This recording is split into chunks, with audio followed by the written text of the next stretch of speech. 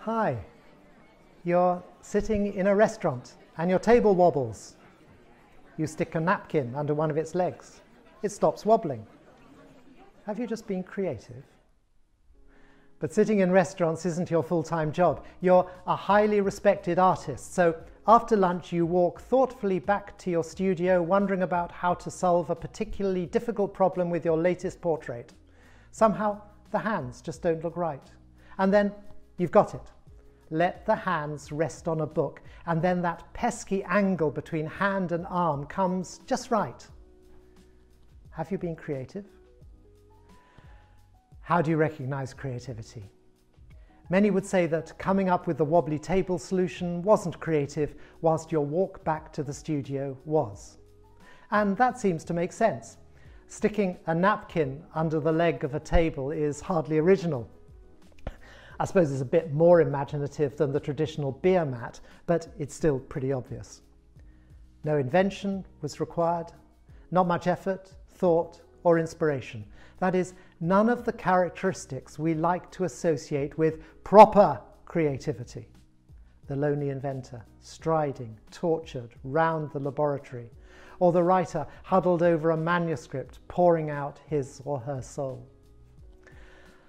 These are old images, but they're still shaping the way we think about creativity today. So let's, for now, strip away that romantic stuff and look at what actually happened in the restaurant and then walking to your studio. You perceived two problems: wobbly table and duff-painted hand. And you came up with two solutions: the napkin and the change of the angle of the hand by inserting a book into the painting.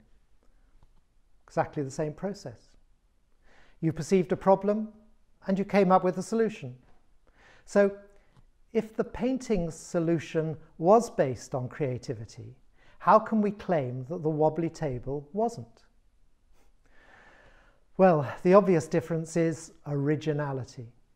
For everyone knows how to cure wobbly tables, and all you had to do was apply that knowledge to this particular table using suitable materials immediately available, the napkin.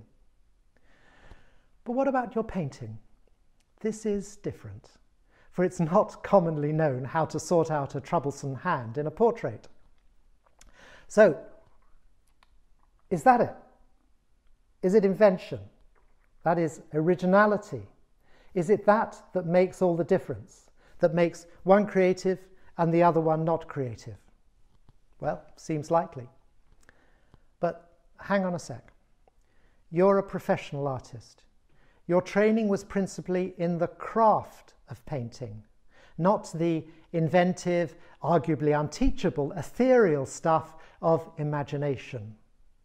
Instead, you learnt the nuts and bolts of how to put paint on canvas and how to get the wretched stuff to represent what's in your mind. Your craft skills gave you the ability to solve the problem of the misshapen hand.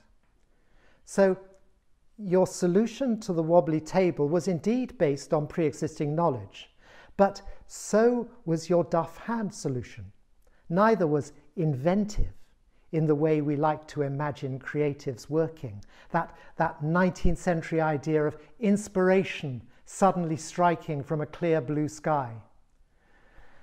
Creativity and its less glamorous cousin, problem solving, are not that far apart. Both your wobbly table solution and the corrected hand were creative. But I'm certainly not saying they were the same. For beyond and above the shared problem-solving component probably lies a higher level of creativity in you, the artist, than in you, the table mender. And this psychological need to create can have considerable implications for your personality and what people think about you. Okay, I'm on a good day able to jog a couple of kilometers if I have to, but put me up against a professional athlete and you can imagine the result. Creativity, like the ability to run, is a continuum. Your wobbly table answer was at the mundane, easy end of the creativity continuum, whilst your problem hand solution was much higher up.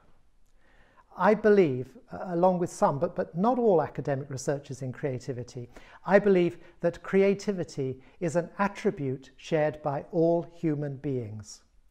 Arguably, it's one of the key components of our species' rise to dominance for both good and ill on our planet. And this seems a comfortable, egalitarian, liberal, anti-elitist, democratic conclusion. Hey, it's great. We're all creatives. Wonderful. Not quite that simple.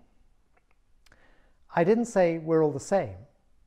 I just said we're on the same continuum.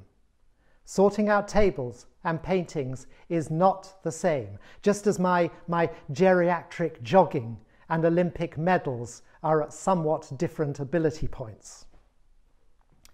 Continuums have lower and higher regions, and it's this fact that allows some of those apparently archaic notions about creatives still usefully to resonate today. These creatives, towards the higher end of the continuum, they often present particular personality traits on which their deepest creativity depend. So some will be allergic to working in teams, some will have a monk-like devotion to their calling and so appear infuriatingly inflexible. Others will be so wedded to the products of their creativity that they will, at work, appear narcissistic and unreasonably resistant to any criticism, however well-intentioned. And these are just 3 examples of colleagues comparatively high up the creativity continuum. Perhaps they're colleagues of yours, tricky to work with, but with the degree of creativity that can solve problems and gestate innovations. These are the colleagues many companies rely on for new ideas, but will probably work within organizational structures not friendly to loners, inflexibles, or those phobic to criticism. My company, Working with Creatives, helps organizations keep and deepen the creativity of these colleagues who tend to be hard to work with. Have a look at some other videos on my channel. Several have titles that I hope evoke some common creative types. So here you'll meet Solo, the creative who has to work alone. You'll see Monk, the creative driven by his mission. Artiste, the apparent narcissist. And you'll see Molotov, the revolutionary. Playful, Fibber, and several others. You'll recognize them. You're working with them already. And maybe you're there too? So, in conclusion, I've suggested that all humans are creative, but that there is a continuum of creativity from mundane to profound. I've suggested that creativity very often involves problem solving and that this is common throughout the continuum. And I've suggested that the more profound reaches of the continuum are distinguished by a psychologically induced need, a drive for the individual to create, a psychology that is the basis of the creativity and without which the creativity is compromised.